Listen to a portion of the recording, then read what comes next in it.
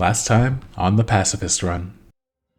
The quest to hit 60 in Classic Hardcore while PvP flagged the whole time continued. After helping a guildie in Redridge, swimming out to Faldir's Cove led to some deep-sea salvaging. Leaving the waters for Tirisfal Glades, loot runs of Scarlet Monastery Graveyard resulted in a lucrative farming session. Satisfied with the haul, the ensuing delve into the jungles of Stranglethorn brought me in close proximity to several Horde, with varying levels of interest. There, at least one connection was made, in the troll warrior, Carne Quattro, watching out for each other in the Goblin Hills. A stop-in to complete Razorfen Crawl was followed up with taking on elite ogres in Alterac. Traveling to Arathi, positive vibes continue with the local Horde. A chance encounter with a pair of young paladins leads to carrying them on a partial run-through of Shadowfang Keep. Blizzard servers have another meltdown, inspiring some guildie hangouts in town, before heading to Feathermoon to earn the last gold needed to afford a mount. Taking the new Nightsaber to Booty Bay, a pal is made in the Shaman, Totem Botmon, on the southern cape of the zone. They end up pulling a whole camp, and barely escape at 6% health, surviving in some part from my chain casting of entangling roots. My new pal thanked me for the assist, as we continued on the road to 60, one friend richer. Turning in the lost eyeball and documents back in Booty Bay, progress through Stranglethorn is rolling along nicely. Buffing the dwarf hunter Rubenstein while passing through the inn, they thank me, becoming an early addition to the pal list. Flying to Sentinel Hill, buffing a paladin, Caldric, prompts them to thank me and ask about the PvP flag. Letting them know it's the real deal, they call me by my nickname before telling them that people are nice. Huh? That was weird. Everything went fuzzy for a second. Wait, have I been recording in 30 FPS this whole time? Son of a... Oh boy, finally 60 FPS. That took embarrassingly long. Sorry to all the eyeball users out there. Hiking to the hunter's camp, the Tethys Talon is delivered as a cold call whisper and invite comes in from the 43 human priest, Ultimates. After some prodding, they ask for help with the final beast slaying quest, King Bangalash. Just becoming eligible for it, it seems destiny to get it done now, so we join forces despite the stilted introduction. Meeting up, Ultimates notes the PvP flag and expresses some concern for my safety. Assuring them it's alright, we pull the big cat and after a short battle, the final big game trophy is acquired. Ultimates asks to do voodoo doos as well, so we head there next. He's definitely giving Lost Puppy vibes with some of his gameplay and questions asked. So sweet as he is, my heart isn't too broken up when we part ways. Oh boy. Stay safe out there, bud. Hope you find the trip sitter you deserve. Having jumped John for his spyglass, the nearby path to the beach brings me to the ruins where Zanzil, the outcast witch doctor, resides. Zanzil was actually responsible for my first death in hardcore, killing a 44 rogue of mine named Thimble back in the Bloodsail Buccaneers server days. At the time, Zanzil's totemic abilities were unknown to me, and the combination of hubris and ignorance spelled my downfall. An escaping vanish was broken by the lava spout totem, and the summoned skeletons overwhelmed. And just like that, dead. It felt so sudden, that instant severance. After a mourning period, revenge was eventually taken, returning on Thimble II to easily dispatch the doctor.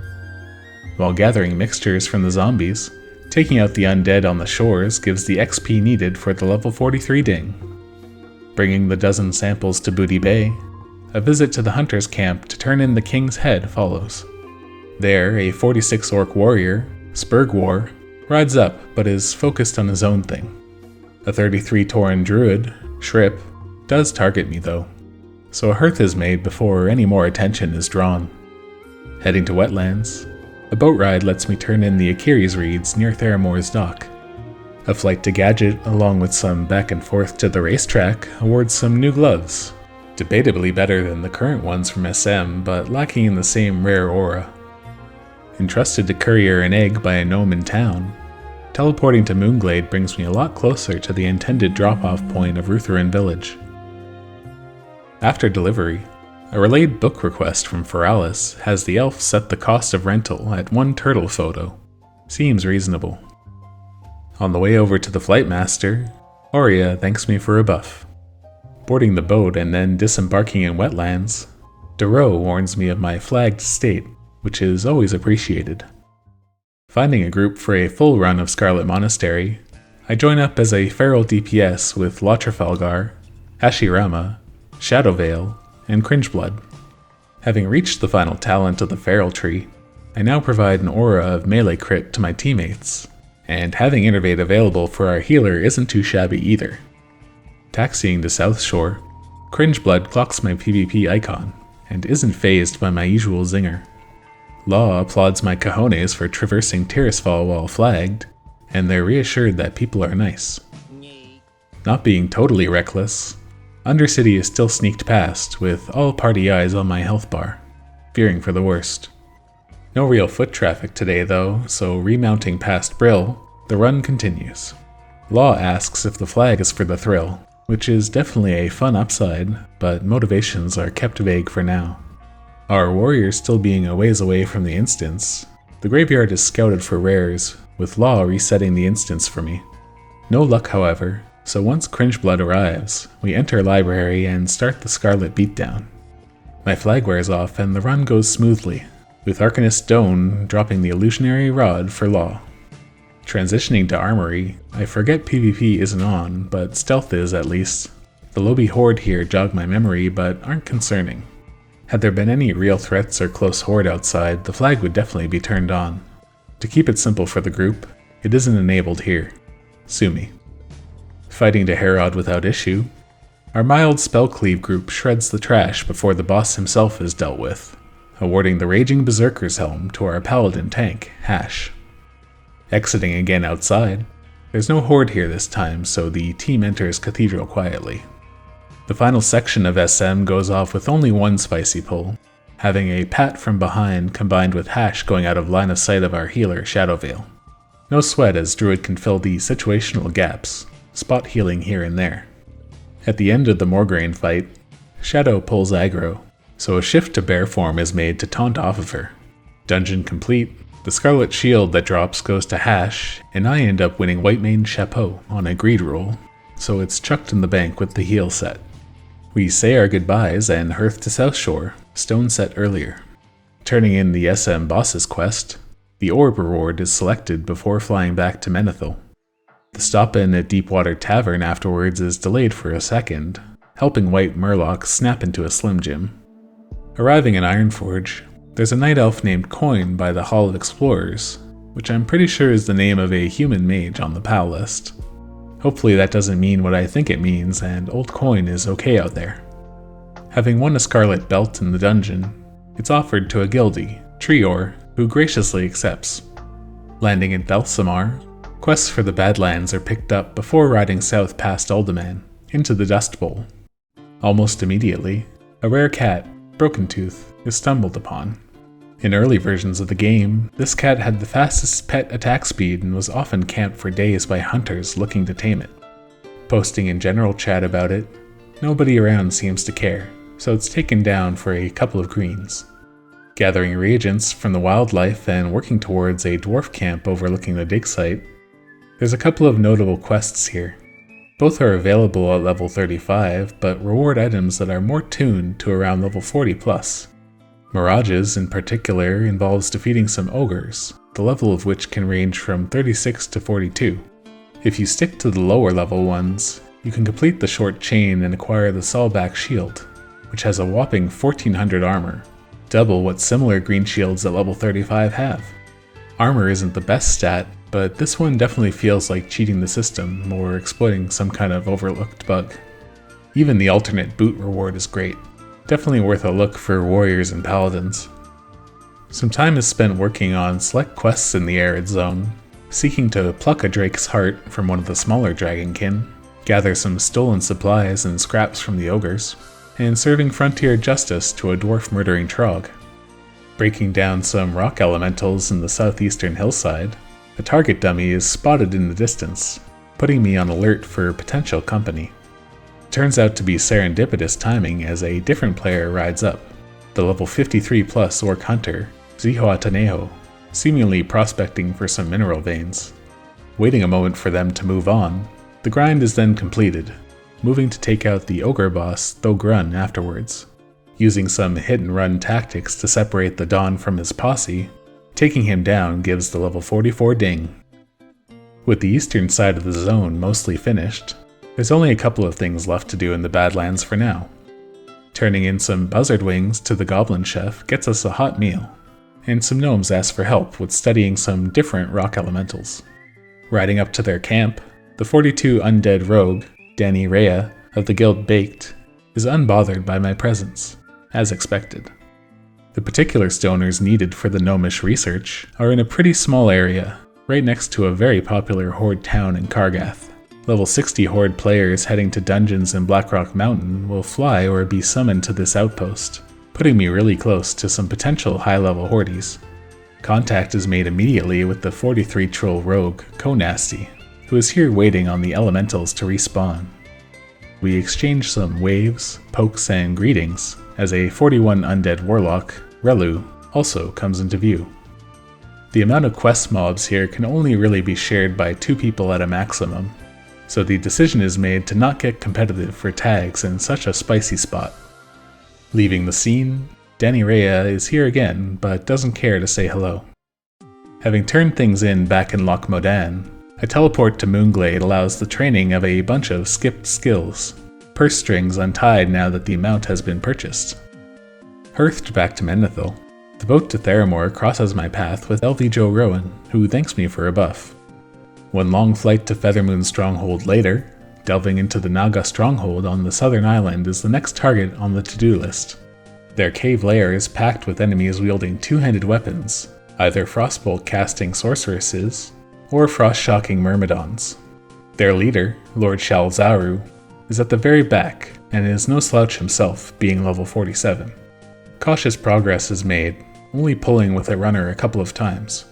As densely packed as it is, the end is reached, and a pause is taken to plan for the fight.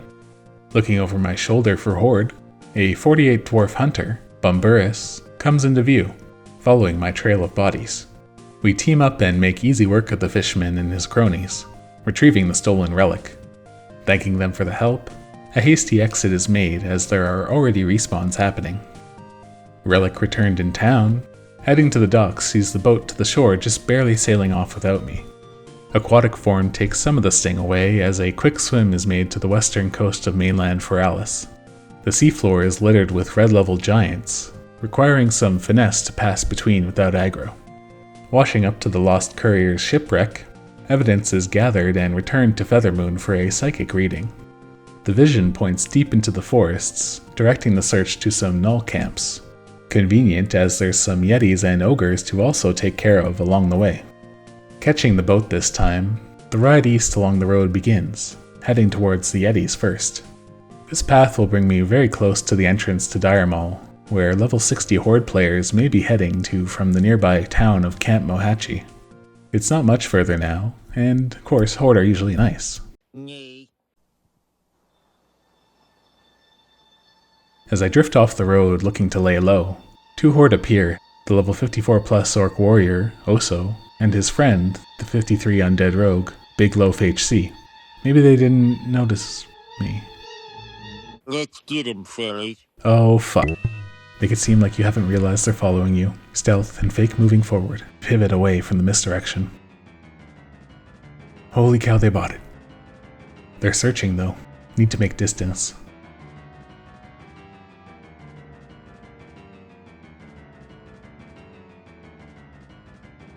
Lost sight of them. Oh, right, track humanoids.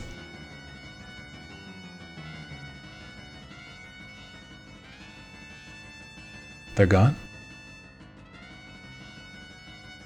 Oso is riding this way.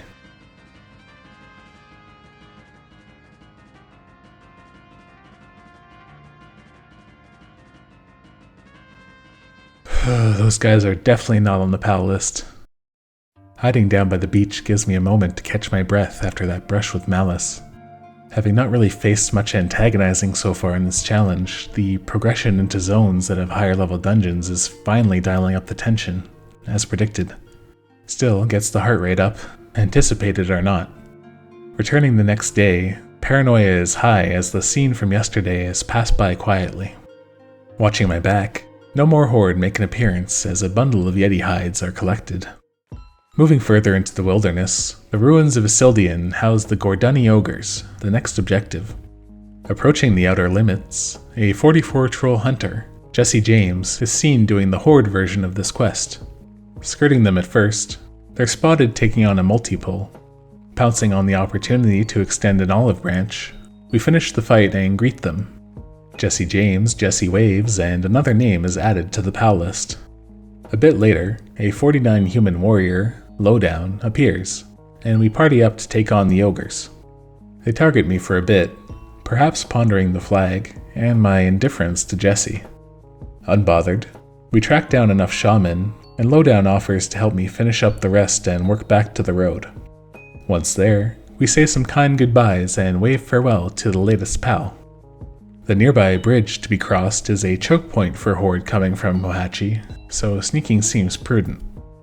There's a 51 orc rogue fishing in the river below, left undisturbed, but suddenly a warlock is rolling up from behind. The panic is quickly dispelled as upon closer inspection they are in fact a gnome. False alarm. Breaking up the Woodpaw camp cookout, the courier's backpack is retrieved, and the final step of the search lays ahead in the Silithid nest. Exterminating a path through the bug tunnels, Rascal is rescued. Get out of here, you scamp. Leaving the hive, a rogue, Deng, is spotted on the radar. Tossing them a buff, they give me a sideways look before riding off. Can't blame them.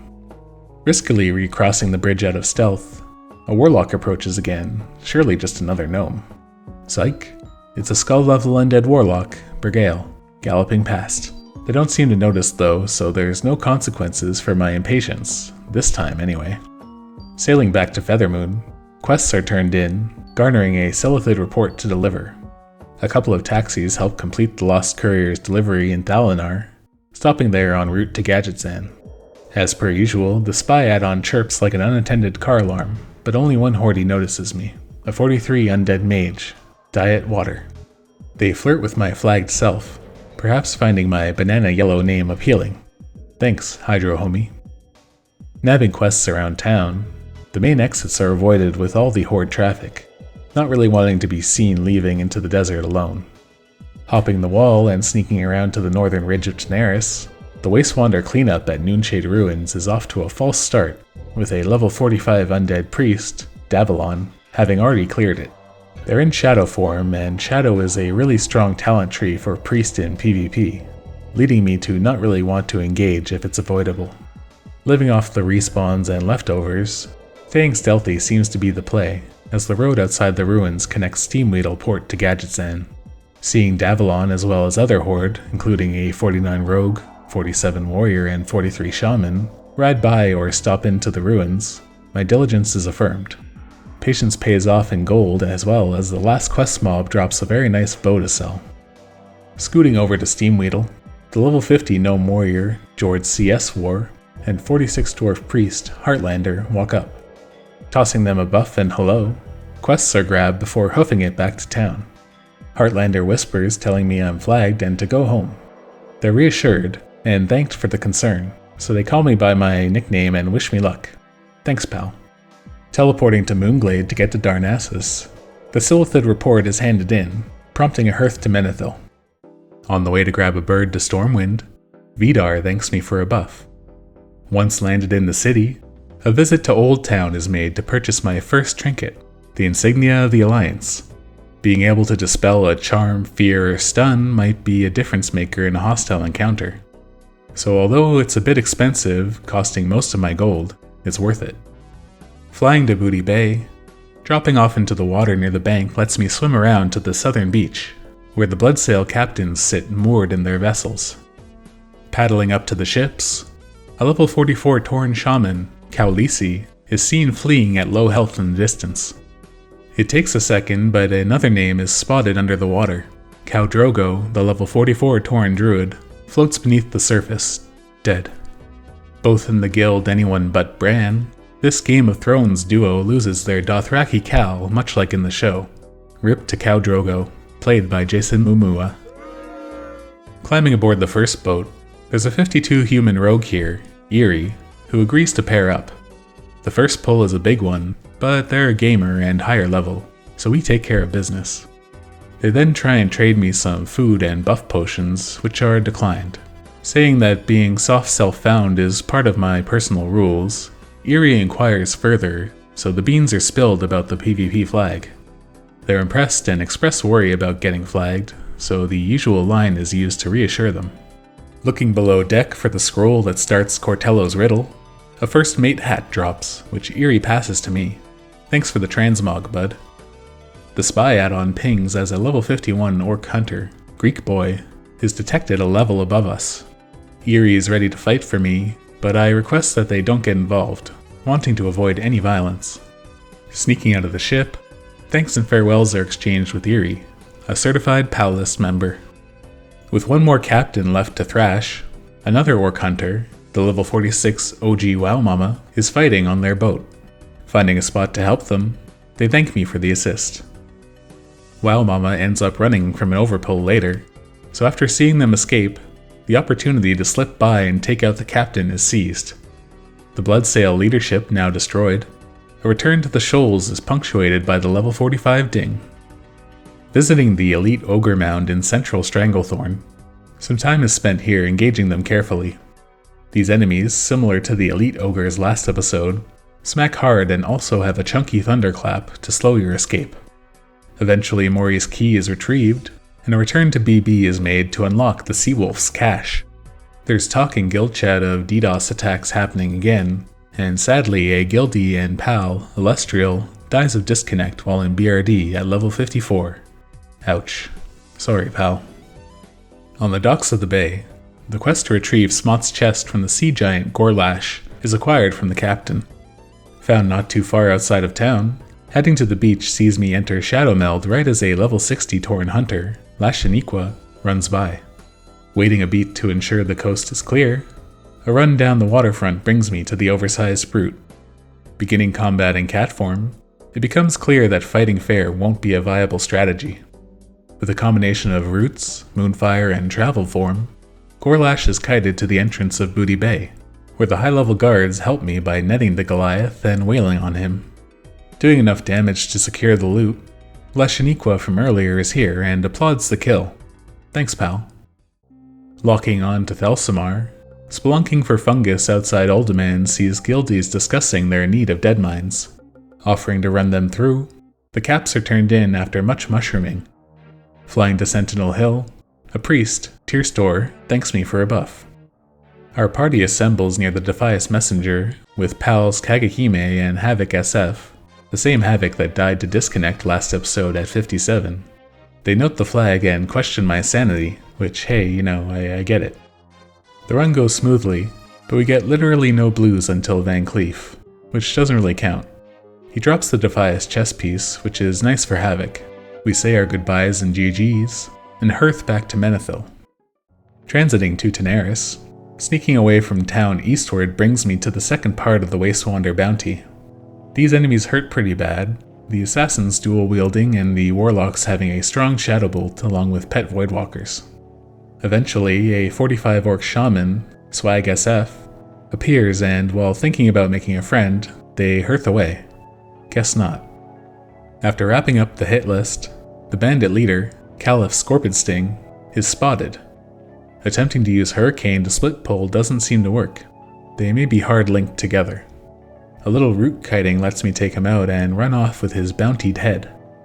The nearby pirate compound, Lost Rigger Cove, is the next spot of questing to be done, and potentially a dangerous one.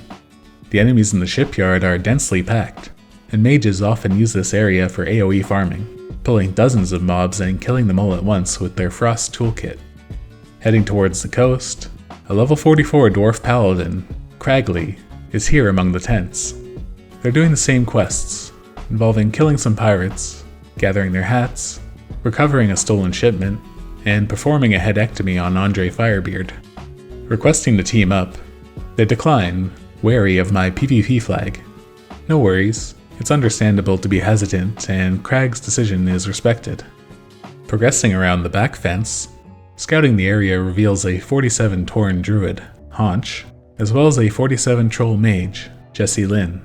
My pal Cragley whispers that Horde are here, and he's thanked for the heads up. Irokan, the 43 Undead Mage, is sitting on the usual farming boat, but doesn't see me. A pirate is engaged quietly by the water in case a swim out into the ocean is needed to flee. Jesse Lynn rides by and looks at me curiously, and something about their vibe is off. Staying in stealth afterwards and following them, they stop on the beach and are joined by a level 55 plus Tauren Druid, Entwood, who beelines right to where Jesse last saw me.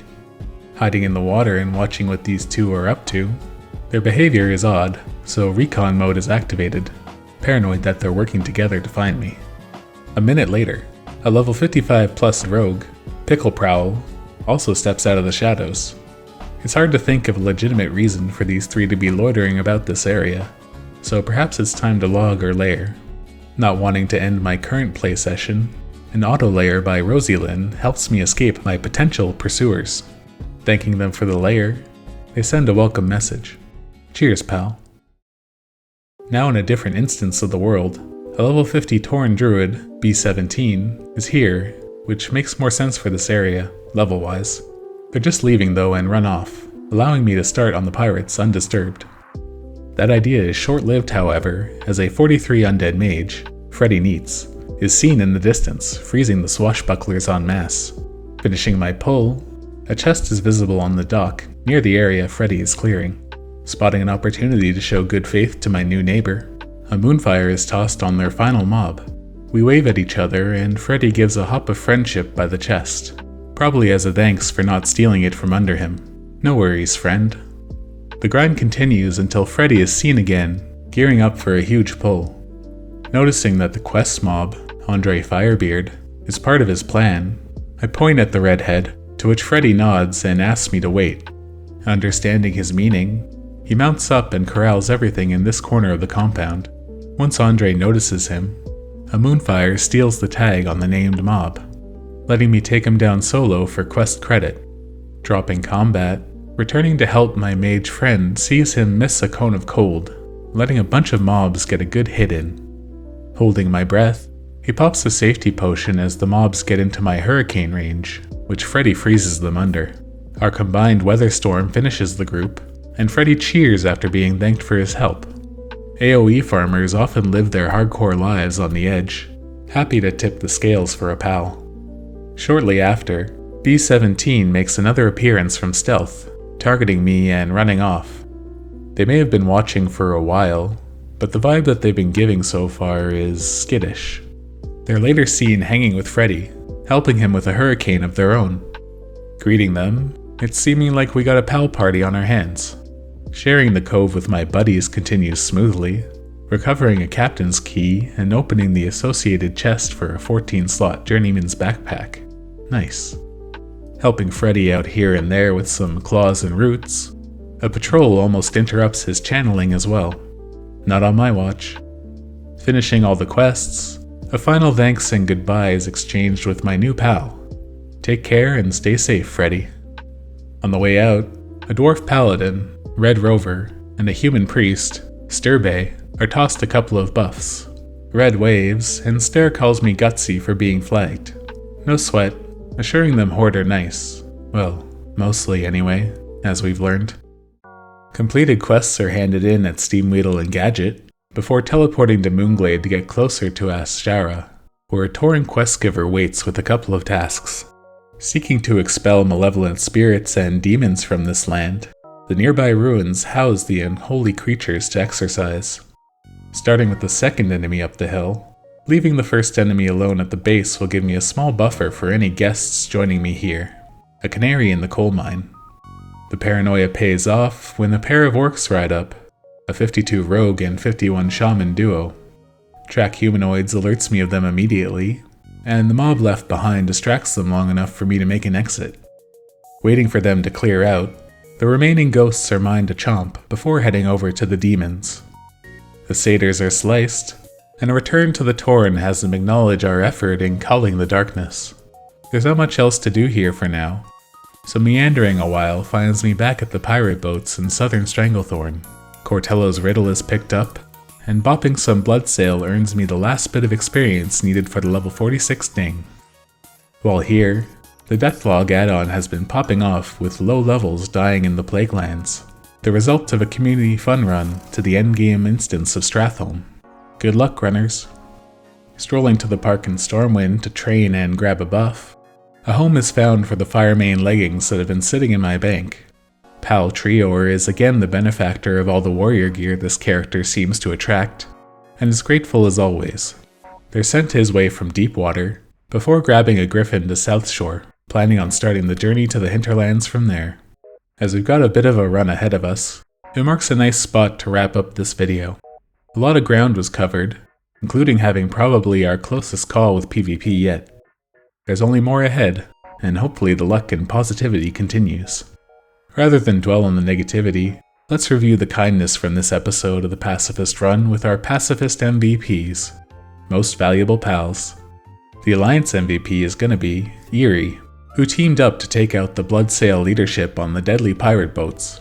They offered me some buff items for free, passed on a neat hat, complimented the challenge, and offered to PvP enable to protect me. Definitely above and beyond for a pal. Thanks, Eerie. The Horde MVP in this episode is going to be Freddy Neats, the AoE farming mage in Lost Rigger Cove. Freddy helped me grab a quest mob, and shared the area peacefully, watching out for each other. Very kind. Shout out to all the MVPs. And a big thanks to everyone for watching. We're beyond the halfway point experience-wise now, and 60 is seeming closer than ever. This is definitely making me play a bit more paranoid as the dream is seemingly more and more attainable. There was a lot of bouncing around zones this episode, which comes with the higher levels, spreading out the quests more. More travel means more encounters, and more encounters hopefully means more pals. I hope you all are enjoying this series so far, and are as excited as I am for the next video. Consider subscribing to follow the series as new episodes are released. For now, good luck out there, and stay safe.